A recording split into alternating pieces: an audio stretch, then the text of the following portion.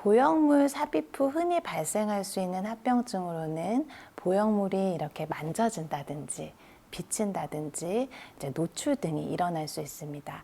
하지만 성형외과 입장에서 봤을 때 가장 이제 심각한 합병증으로 생각하는 것은 구형 구축입니다.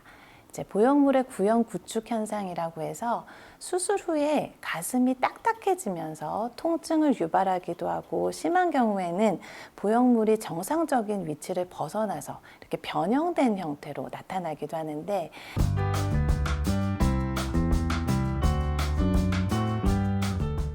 안녕하세요. 건강한 요일의 앨리스 건강백다방 저는 인제대학교 일산백병원 성형외과 한소은입니다. 네, 최근 기사들을 통해서 많이 접하셨을 것 같은데요.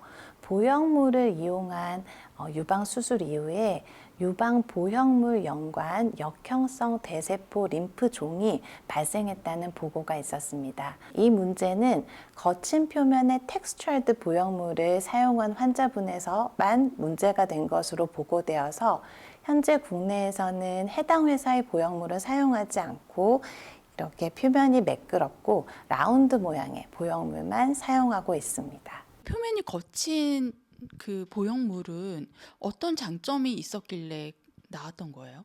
이제 거친 보형물인 경우에는 이렇게 모양을 제대로 잘 잡아주기 때문에 고정이 돼서 보형물 자체도 이제 정상 위치, 우리가 원하는 정상 위치에 고정을 시킬 수 있다는 장점이 있고, 나중에 설명드릴 그 합병증 중에 구형 구축의 발생률이 더 낮다고 보고되어서 앞가슴에 여기 윗가슴에 살이 부족한 환자분의 경우에서는 옆에서 봤을 때 예쁜 모양을 유지할 수 있어서 거친 표면의 아나토믹 타입의 보형물을 많이 사용했었습니다. 이 거친 표면에 그리고 가슴 모양과 가장 유사한 그런 장점들을 현재 국내에서는 기대할 수 없는 건가요? 네, 그래서 스무스 형태의 그 둥근 모양의 형태의 보형물을 사용하면서 이제 앞가슴에 위쪽에 꺼진 볼륨을 이제 충분히 제공해주기 위해서 자기 신체 조직에서의 지방을 이제 뽑아서 이식해주는 지방 이식술을 통해서 비교적 원하는 모양의 자연스러운 형태를 만들 수가 있습니다. 교수님, 그러면 미용 유방 확대술과 유방 재건 수술의 차이점이 있나요? 네, 유방 재건 수술의 경우 외과에서 유방암을 절제하고 연부 조직이 많이 부족하기 때문에 그런 경우는 외과에서의 수술과 동시에 성형외과에서 들어가서 이제 조직을 충분히 확보하기 위해서 이제 조직 확장기라는 것을 수술 시 넣고 종료하게 됩니다. 이렇게 보시면 물풍선이라고 보시면 되는데요. 보통은 외래를 한 2, 3주 간격으로 오셔서 이제 이쪽에 식염수를 주입해서 충분히 필요한 볼륨을 얻을 수 있도록 늘리게 됩니다. 그래서 어느 정도 충분히 피부가 늘어나서 반대측 정상 조직과 비슷한 볼륨감이 얻었다고 이제 판단되어지는 경우에 2차적으로 수술을 들어가서 조직 확장기를 제거하고 이제 최종적인 보형물을 삽입하게 됩니다. 그리고 미용 유방 확대 수술과는 달리 유방 절제술 후에 남은 가슴이 이제 피부가 얇고 약한 경우는 수술 부위의 회복이 더딜 수가 있습니다. 그리고 보형물의 구형 구축을 일으킬 위험률이 높아서 보형물이 피부에 바로 닿지 않도록 인조 진피를 덧대어서 보형물을 감싸줌으로써 그러한 문제를 해결할 수 있습니다. 유방 보형물 부작용이 문제가 많이 되고 있잖아요. 어떤 부작용들이 있고 예방법이나 대처 방법이 있는지 궁금해요. 네, 보형물 삽입 후 흔히 발생할 수 있는 합병증으로는 보형물이 이렇게 만져진다든지 비친다든지 이제 노출 등이 일어날 수 있습니다. 하지만 성형외과 입장에서 봤을 때 가장 이제 심각한 합병증으로 생각하는 것은 구형 구축입니다.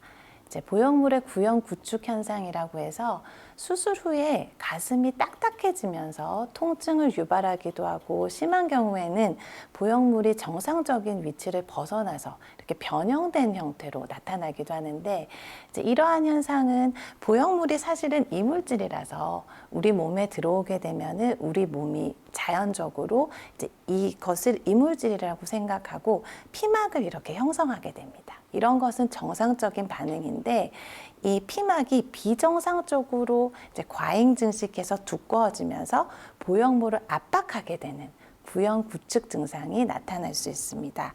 구형 구축이 심한 경우에는 재수술이 필요할 수 있기 때문에 예방이 가장 중요합니다. 이제 구형 구축이 발생하게 되는 근본적인 원인은 정확하게 밝혀지지는 않았지만 과도한 출혈, 감염, 그리고 환자의 개인 체질 이런 것들이 원인으로 꼽히고 있습니다. 따라서 환자에게 가장 잘 맞는 보형물의 재질, 크기, 그리고 수술 방법을 결정하는 것이 가장 중요하다고 생각됩니다. 네, 또 다른 합병증으로는 보형물의 파열이 있습니다. 보형물 삽입 후 10년이 경과한 환자에서 이제 10명 중에서 한두 명에서는 보형물 파열이 있을 수 있으므로 이제 파열이 일어난 경우에는 이제 보형물 교체라는 수술이 필요하게 됩니다.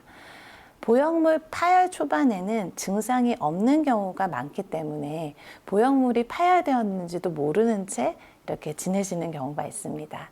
따라서 보형물을 삽입한 환자인 경우에는 정기 검진을 통해서 매년 2년마다 초음파나 MRI를 통해서 보형물이 파열되지는 않았는지 확인이 필요합니다.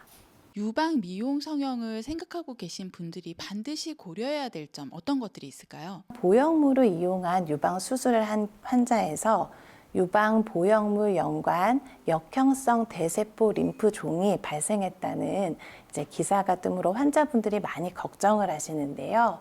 그런데 이러한 경우는 이제 거친 표면의 텍스처드 타입의 보형물이 문제가 된 경우인데요.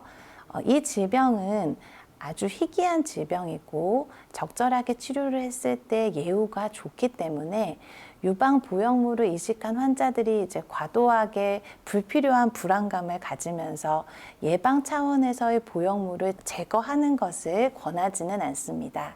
다만 자신의 유방의 상태를 잘 관찰하면서 갑자기 크기가 커졌다고 느껴지는 경우나 물이 찼다고 느껴지는 경우, 그리고 이렇게 만져보았을 때 무언가 종물이 만져지는 경우에는 이제 전문가의 상담을 통해서 정확한 진단과 치료가 필요합니다.